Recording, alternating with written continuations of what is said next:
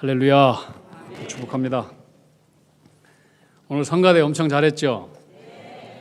은혜가 되죠? 이거 외우는데 한 2주 동안 걸린 것 같아요. 한 달 걸렸나? 뭐 잘 모르겠는데 우리 권사님 그러시대. 이거 외우느라고 힘들었대요. 막 노트에다가 적고 안 되면은 다시 또 쓰고 적고 다시 쓰고. 이렇게 해서 이게 한국의 찬양이 만들어지는 거다. 이게 참 귀하죠, 그죠? 어제 막 잠을 못 자는 분이 있더라고요. 이거 외워야 되는데. 그래서 우리 지휘자를 욕하는 게 아니라 굉장히 존경하고 좋아하더라고요.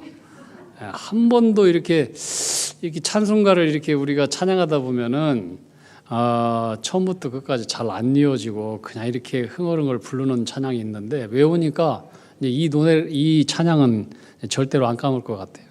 응? 우리 성가대 귀한 찬양 또 열심히 진실을 다해서 해주셔서 감사드립니다. 우리 다시 한번 축복의 박수 한번 합시다. 기쁨이 넘치는 우리 지명교회 하나님의 백성들 되기를 소망합니다. 어제 그저께 우리 청년부 수련회했는데 청년들 가서 아주 너무 은혜를 많이 받았대요. 그리고 섬기는 분들이 참 너무나 잘 섬기고 그 속에서 예수님의 빛을 보게 되어서 아이들이 참 너무나 행복했다 이런 고백을 하더라고요. 우리 청년들 위해서 섬겨주신 여기저기 어디 다 숨어 있습니다. 우리 한번 축복 한번 합시다.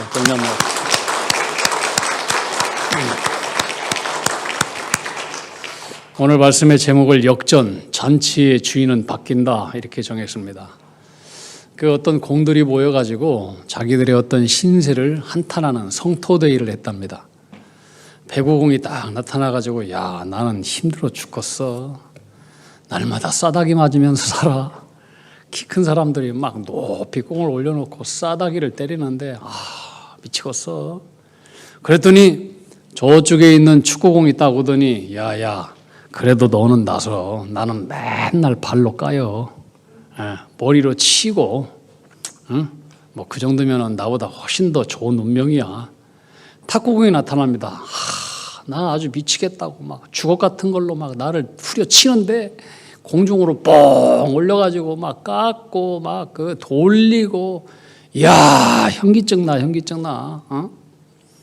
그러더니 저 구석에 있었던 그 야구공이 오늘 야구공 갖고 오기로 했는데 안 갖고 왔네. 야구공 우리 저 주원이가 줬는데 야구공 탁 나오는데 야구공이 얼굴에 막 108개의 꼬맨 그 상처를 가지고 탁 나타나더니 나는 날마다 덩치 큰 친구들에 의해서 방망이로 맞는다. 그래서 이 상처가 이게 내 꼬맨 자국을 봐라. 이거 꼬맨 자국을 봐라. 이제 상처가 108개의 상처가 있대요. 야구공 보면은 세보진 않았는데 많더라고요. 이 야구공은 이 꼬맨 자국 때문에 그런데 직구를 던질 때 속도가 엄청나게 난다는 거예요. 이상하죠? 민드롬하면 더 빨리 깔 것 같은데 꼬맨 그 실밥 때문에 변화구를 일으켜서 커브, 슬라이더, 또 체인지업, 이런 그 변화구를 던져가지고 타자들을 못 치도록 요리를 할 수 있다라고 하는 거예요. 우리 인생도 고난이 없는 인생이 어디 있습니까? 다 나만 겪는 고난인 것 같은데 공 봐요. 다 자기들 나름대로의 그 시련이 있고 아픔이 있고 눈물이 있다니까요. 우리 인생에도 이 실밥과 같은 상처와 고난과 아픔 때문에 이것이 우리의 인생을 더 빛나게 할 수 있고 더 빠르게 할 수도 있는 거예요. 성경의 인물들 보세요. 고난 없는 인생이 누가 있습니까? 성경을 보면 하나님의 큰 은혜와 큰 사랑을 받고 크게 쓰임받았던 대부분의 사람들은 대부분 고난들이 더 많았어요. 고난이 많은 사람들은 더 큰 또 은혜가 있었어요. 하나님은 우리를 쓰시는데도 고난 풀무 속에 우리를 연단시킨 이후에 사용하신다고 성경은 말씀하고 있어요. 이사야 48장 10절에 보면은 보라 내가 너를 연단하였으나 은처럼 하지 아니하고 너를 고난의 풀무 속에서 택하였노라. 하나님 우리를 택해서 쓰시는 사람들은 다 고난의 풀무 속에서 연다는 사람들만 쓰셔요. 그 속에서 고집도 떨어져 나가고 그 속에서 쓴뿌리도 떨어져 나가고 그 속에서 우리의 나쁜 죄악 덩어리들 이런 것들이 떨어져 나간 사람들만 하나님께서 귀하게 사용하셔요. 이 고난은 개인에게도 있고 한 나라, 한 민족, 한 공동체, 한 교회 전체에도 있습니다. 그때마다 하나님을 신뢰하고 난관을 헤쳐 나가야 되는 거예요. 오늘도 하나님은 사랑하는 자들에게 고난의 풀무를 선물로 주십니다. 뭐라고요? 선물로 주셔요. 선물. 선물이에요. 석탄과 다이아몬드가 있잖아요. 석탄과 다이아몬드는 똑같은 동일한 그 원소를 가지고 있대요. 그게 뭐냐면 탄소. 탄소에서 석탄이 나오고 다이아몬드가 나온다는 거예요. 어떤 것은 석탄이 되고 어떤 것은 다이아몬드가 되느냐? 열이 1100도 이상 높은 열 가운데 견딘 석탄, 그리고 약 4500 정도의 엄청난 기압과 압력, 이것을 견딘 석탄은 보석처럼 빛나는 최고의 다이아몬드가 된다는 거예요. 근데 이것을 견디지 못한 것들은 다 석탄이 된다는 거예요.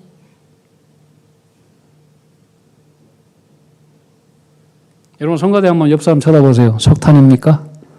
다이아몬드입니다. 한번 인사해 주세요. 다이아몬드입니다. 다이아몬드입니다. 비싼 분들이에요. 우리 인생도 마찬가지예요. 누구나 다 연단이 있어요. 잘 견디면 보석이 되고 못 견디면 그냥 석탄으로 사는 거예요. 오늘 말씀의 역사적인 배경은 기원전 약 600년 전에 남유다 백성들이 하나님께 불순종하고 잡신 우상의 신을 섬김으로 말미암아 하나님의 진노를 받아서 바벨론 제국 느부갓네살 왕에 의해서 예루살렘이 함락되고 예루살렘에 있는 고귀한 귀족의 자손들, 또 학자들, 머리 좋은 사람들, 또 전문성 있는 사람들, 철공들, 목공들, 이런 사람들 데리고 가야 바벨론 제국 건물들 이것을 세우잖아요. 그러니까 똑똑한 사람들은 다 끌고 포로로 갔어요. 별 볼 일 없는 사람들만 예루살렘에 남게 했어요.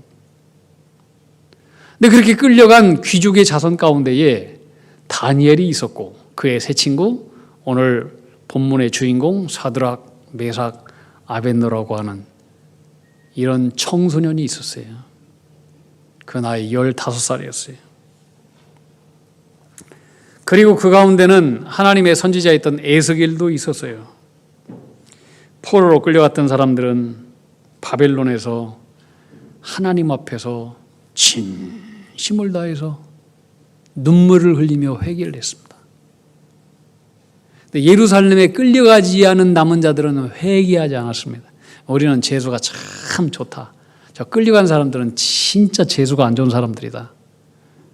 안 끌려간 사람들은 좋아해서 헤헤거렸어요. 이 사람들은 영적으로 죽은 사람들이에요. 하나님은 이런 사람들 안 써요. 이 사람들 가운데에 민족의 지도자가 나온 사람들은 한 사람도 없어요. 한 사람도 없어요. 다 어떤 사람들 가운데 나오냐? 포로로 끌려간 사람들의 그 후손들 가운데서 지도자들, 위대한 인물들이 다 나와요. 뭐예요? 하나님 살아계시더라고요. 하나님 앞에 회개한 영혼들. 쫙쫙. 우리가 이렇게 망한 것은 우리 조상들이 하나님의 말씀을 우습게 여기고 불순종하고 잡신을 따라가고 우상을 섬겨서 하나님의 진노 가운데 망한 것이다. 그러므로 우리는 절대로 그것을 반면교사로 삼아서 우리는 하나님을 불순종하고 우상 잡신 쪽으로 절대로 가지 않는다. 이들은 15살 때 포로로 끌려가면서 다짐하고 또 다짐하고 우리는 하나님 앞에 산다 결단했어요.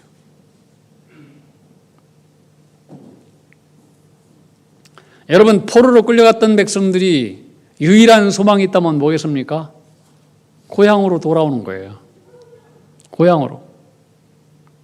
그런데 그 당시 하나님의 선지자였던 에스겔의 메시지는 우리들은 예루살렘으로 돌아갈 수 없다. 하나님의 뜻은 예루살렘으로 돌아가는 것이 아니라 잃어버린 고국으로 돌아가는 것이 아니라 우리 포로들은 바벨론에서 살면서 그 안에서 하나님의 백성으로 살아가는 것이다 그랬어요. 바벨론의 포로로 살면서 그 속에서 하나님의 백성으로 사는 것이다.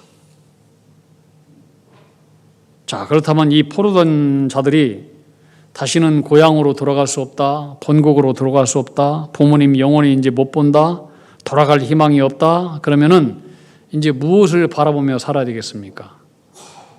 바벨론에서 살아야 되잖아요. 그러면은 내가 하나님을 믿는 하나님의 백성이라고 하는 정체성을 잃어버리고 포기해버리고 하나님 예배하는 것도 포기해버리고 어찌하든지 바벨론 땅에서 사람들한테 잘 보이고 열심히 충성 다 해서 바벨론에서 자리를 잡고 지위가 올라가고 터를 잡고 이것이 그들의 유일한 희망과 우선순위 아니었겠습니까?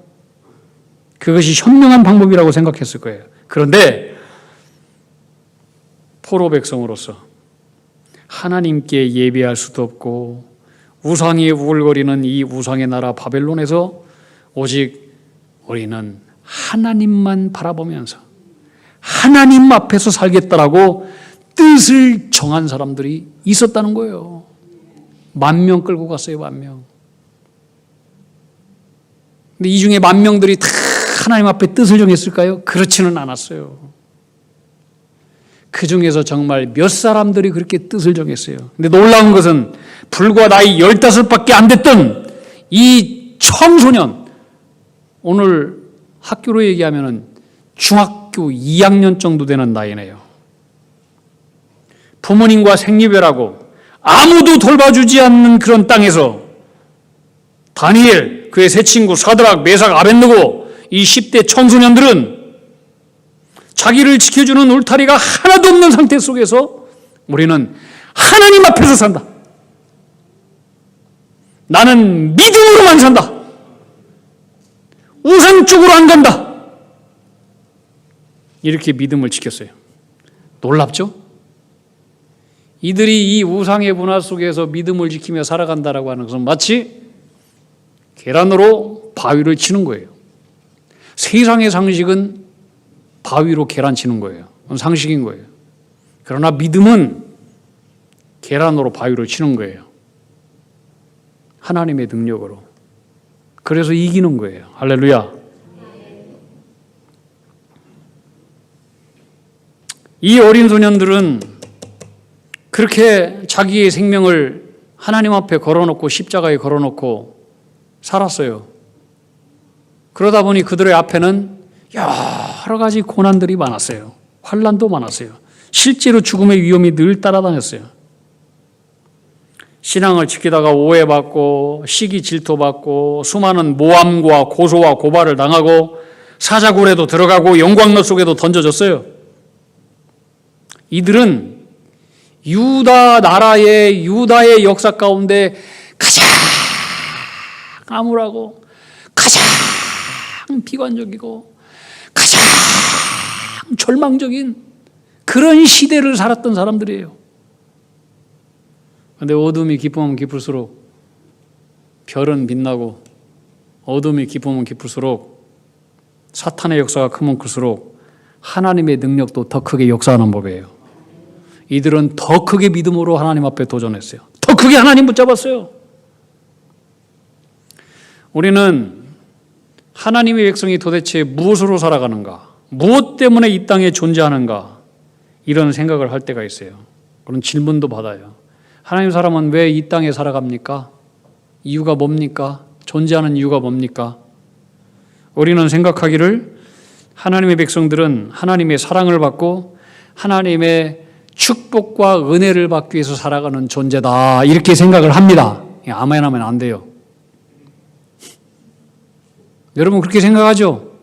그래서 옛날에 막 찬양, 당신은 사랑받기 위해 태어난, 저도 그 찬양 좋아하고 많이 불렀는데 어느 날 이 찬양을 부르다가 이것은 우리가 하나님의 사랑을 받고 하나님의 축복을 받아서 그 은혜를 누리는 것은 이건 참 좋은 건데 이것은 우리의 사명은 아니구나, 그런 생각이 들었어요. 그리고 안 불렀어요. 어느 날 보니까 이 안 부르더라고. 잘 안 부르더라고요.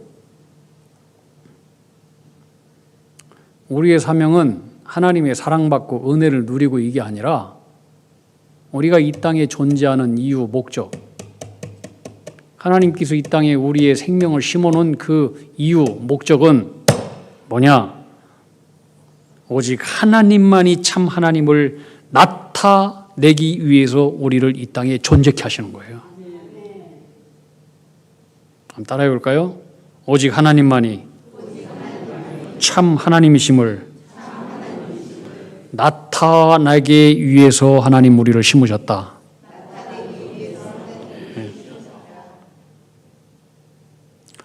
이 15살에 포로로 끌려간 이 젊은 이 청소년들은 그걸 알았어요. 그걸. 대단하지 않아요?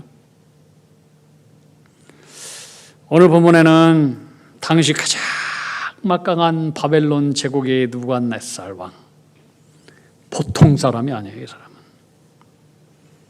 사람은 자신을 상징하는 금신상까지 만들었어요. 제국을 통일하고 이제는 자기가 신이 되겠다는 거예요. 신이.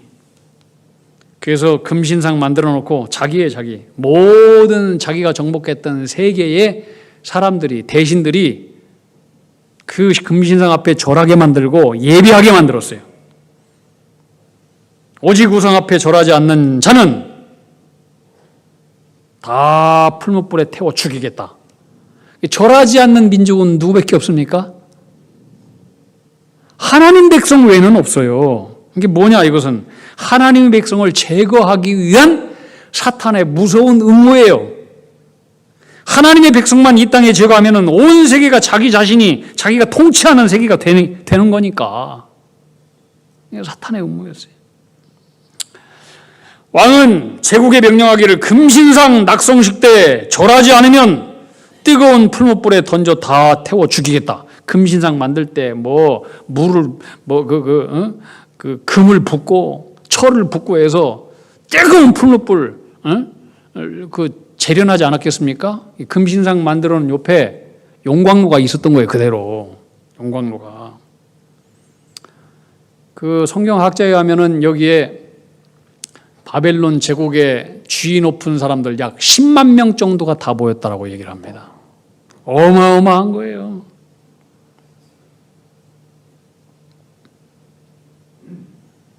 자, 빵빠레가 울리고 오케스트라 연주가 있어지면서 거기에 있는 수많은 사람들이 금신상 앞에 방댕이를 높이 쳐들고 절을 했습니다. 3명 빼놓고. 누구였느냐? 다니엘의 세 친구 사드락, 메삭, 아벤노고였습니다. 첩자들이 이를 보고 왕에게 보고했습니다. 왕은 이들이 다니엘의 친구라고 하는 것을 알고 고민이 많았습니다. 죽일 수도 없고. 왜? 이들은 훌륭한 관리였거든요. 충성스러운 관리였어요. 어느 누구보다도 다니엘과 같이 지혜가 뛰어난 사람들이었어요. 신뢰하는 사람이었어요.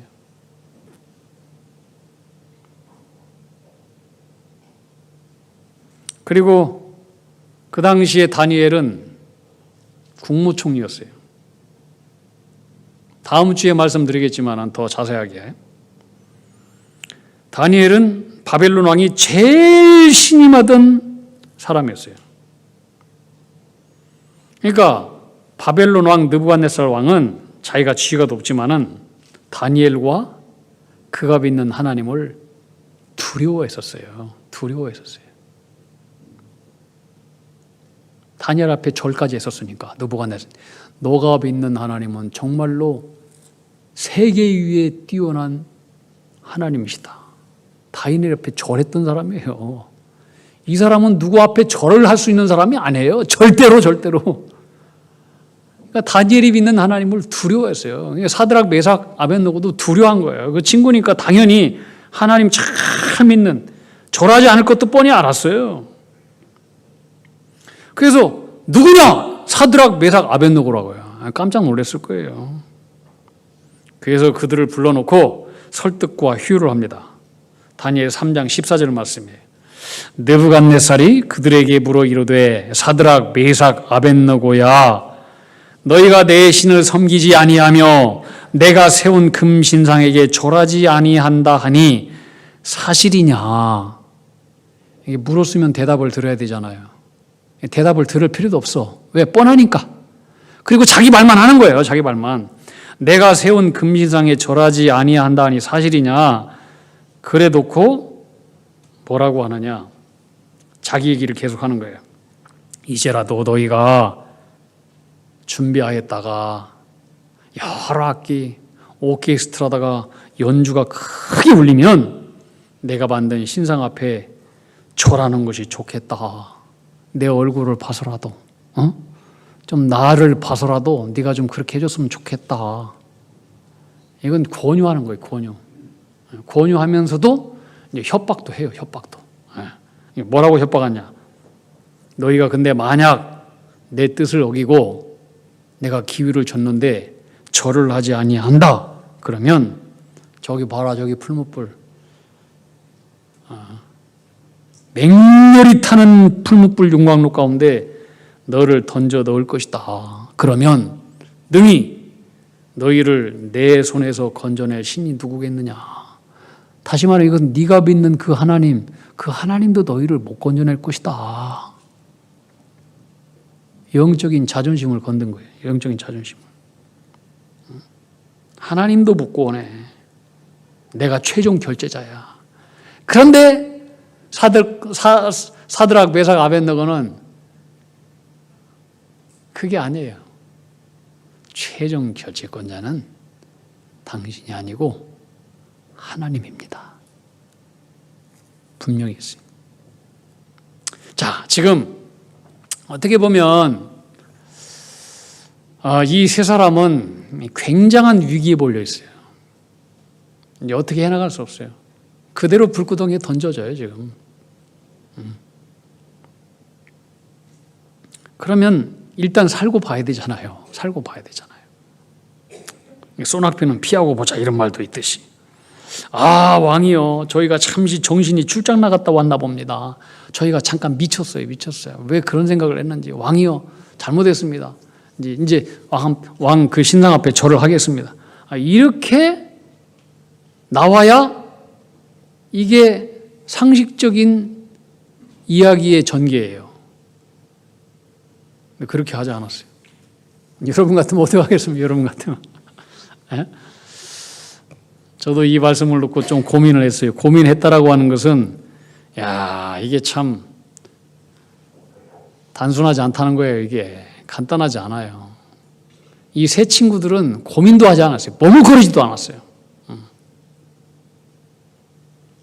그런데 나 같으면 이 상황 속에서 어떻게 했을까? 솔직히 자신 있게 대답할 수 없더라고요. 그런데 이 사드락, 메삭, 아벳느고는 이미 훈련되었고 준비된 자들이었어요. 언제부터? 15살 때부터, 포로로 끌려올 때부터 뜨겁게 하나님 앞에서 기도하고 결단했던 사람들이거든요. 그리고 때가 되니까 준비가 되어 있으니까 어떤 상황이 오니까 그냥 자기들이 훈련한 대로 그대로 믿음의 행동이 뛰쳐나가는 거예요. 뛰쳐나가는 거예요.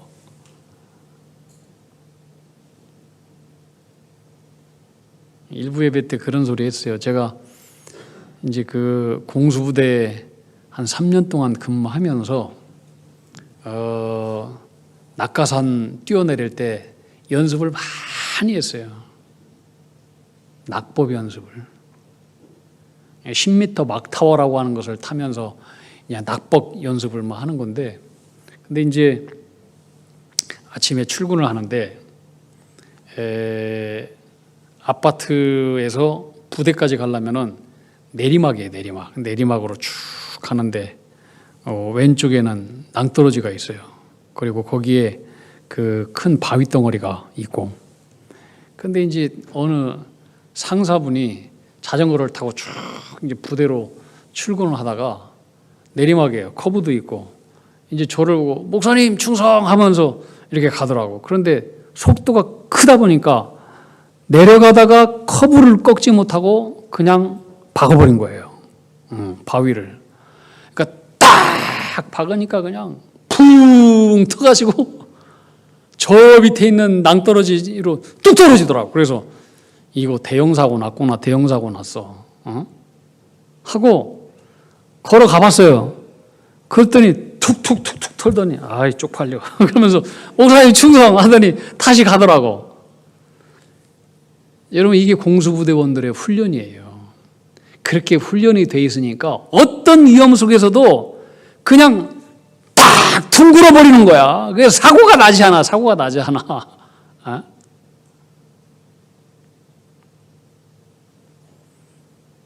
여러분, 우리도 믿음의 준비가 되어 있지 않으면 어떤 순종해야 될 상황 속에서 갈등하고 머뭇머뭇거릴 수 있어요. 근데 이 세 친구들은 15살 때부터 믿음의 훈련과 준비가 되어 있는 거야. 죽을 준비가 되어 있는 거예요.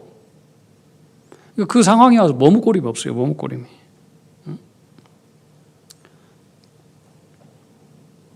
지금 이 순간만큼 바벨론에 모인 모든 전 세계 사람들을 향해서 여호와 하나님이 참 신중의 신이고 살아계신 하나님을 나타낼 수 있는 가장 좋은 최고의 기회인데 이것을 어떻게 우리가 잊을 수 있겠느냐.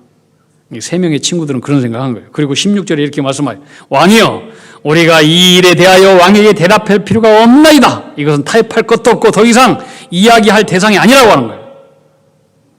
그러면서 17절에 이렇게 놀라운 고백을 합니다. 왕이여 우리가 섬기는 하나님이 계시다면 우리를 맹렬히 타는 풀무불 가운데서 능히 건져내시겠고 왕의 손에서도 건져내시리라. 그리고 18절 너무나 유명한 그들의 신앙 고백이에요. 함께 읽어봅시다. 시작. 그렇게 하지 아니하실지라도 왕이여 우리가 왕의 신들을 섬기지도 아니하고 왕이 세우신 금신상에게 절하지도 아니할 줄을 아옵소서. 자, 이 세 사람의 신앙 고백은 이런 거예요. 왕이 우리를 불에 던진다고 할지라도 우리가 섬기는 하나님께서는 우리를 맹렬히 타는 불 가운데서 우리를 구원해 주실 것입니다. 구원에 대한 확신, 하나님에 대한 확신, 신뢰, 하나도 의심이 없어요.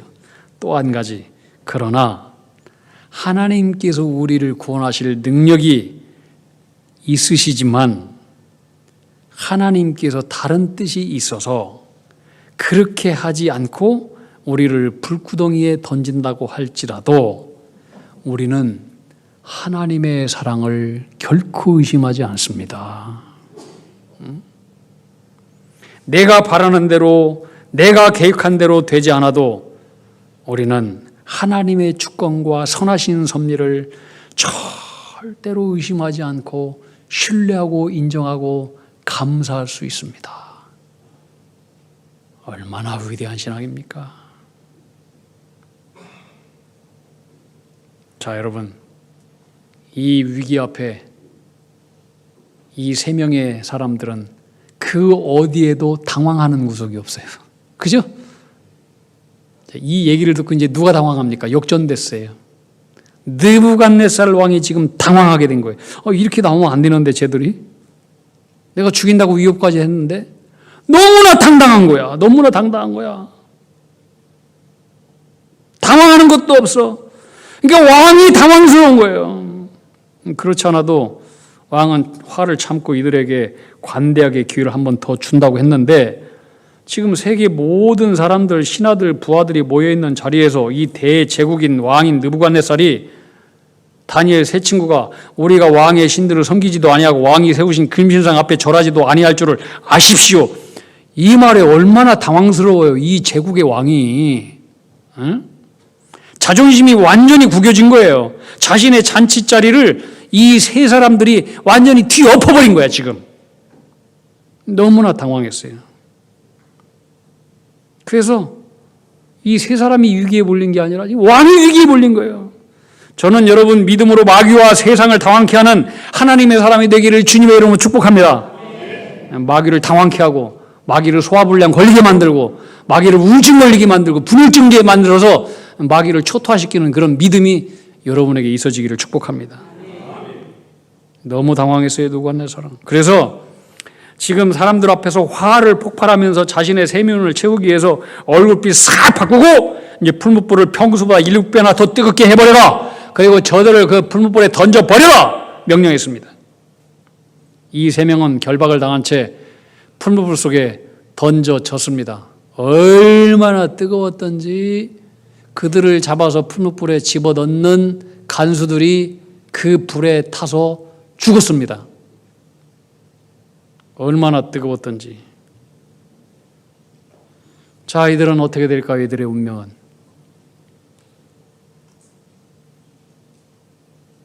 그리 아니하실지라도 이렇게 하겠습니다. 우리는 그렇게 하면 하나님께서 봐주실 줄 알아요. 근데 하나님은 안 봐주시는 거예요. 고난의 풀불 7배보다도 더 뜨거운 풀불에 던져버렸어요. 여러분, 이 상황 속에서 성경은 우리에게 범사에 감사하라는데 감사할 수 있겠어요? 찬양할 수 있겠어요? 그 속에서도 내 뜻대로 내 계획대로 되지 않아도 하나님의 섭리는 분명합니다. 하나님의 그 사랑을 온전히 신뢰하고 감사하고 찬양할 수 있겠느냐고요. 간단한 게 아니에요.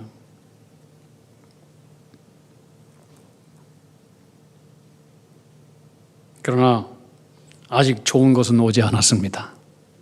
한번 따라합시다. 아직 좋은 것은 오지 않았다. 하나님의 사람은 끝을 보는 사람이에요. 우리가 살아가면서 과정을 바라보고 절망하지 마세요. 아직 좋은 것은 오지 않았어요. 하나님의 백성은 끝을 보는 사람이에요. 끝을. 이 땅에서 해결되지 않으면 저 땅에서도 이루어지는 거예요. 할렐루야.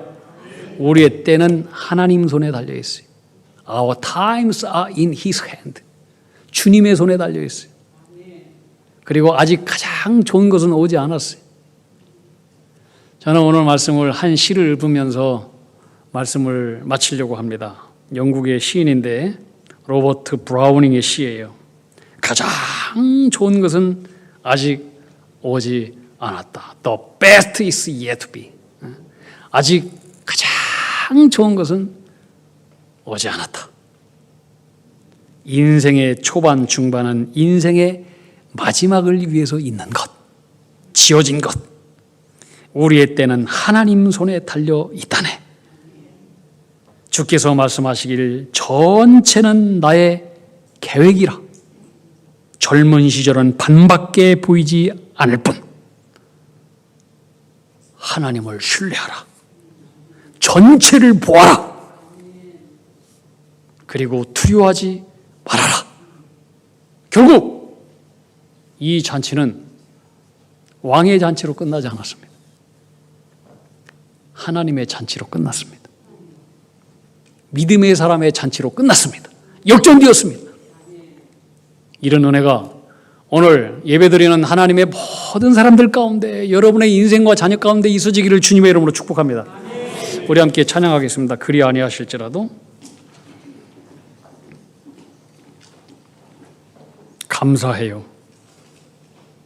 그리 아니하실지라도 감사해요. 주님의 뜻을 믿기 때문이죠. 합력해서 선을 이루어요. 우리 찬양합니다.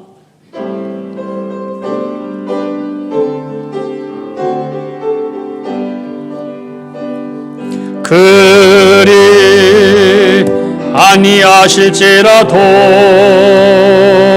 감사해요. 주님 뜻을 믿기 때문이죠. 그리 아니하실지라도 그리 아니하실지라도 찬양해요. 찬양해요. 협력해서 선을 이루어요. 선을 이루어요. 언제나 나를 향한 신실한 사랑, 우리를 향한 그 크신 사랑, 우리가 함께 높이며 주를 찬양해. 할렐루야. 하나님께 영광. 그리 아니하실지라도 감사하겠습니다. 그리 아니하실지라도 찬양하겠습니다. 그리 아니하실지라도 의심하지 않겠습니다. 하나님 아버지, 우리를 사랑하사 연단의 훈련으로 주시는 하나님의 전체 계획을 볼 줄 아는 지혜를 허락해 주시옵소서. 고난과 불시험 앞에서도 내 계획과 내 뜻대로 되지 않을지라도, 그리 아니하실지라도 나는 여전히 하나님을 사랑하겠습니다. 나는 여전히 하나님의 계획을 인정하겠습니다. 나는 하나님의 선하심과 완전하심을 신뢰하겠습니다. 모든 상황 속에서도 하나님의 사랑을 절대로 의심하지 않고 감사하는 자가 되어서 나를 통해서 하나님이 온 세상에 아름답게 드러나는 거룩한 선교적인 존재로 살겠습니다. 이 마음의 결단이 우리 가운데 새로워지게 하여 주시옵시고, 이 길을 다 걸어가는 우리 믿음의 사람들 되게 하여 주시옵소서. 예수님 이름으로 기도하옵나이다. 아멘.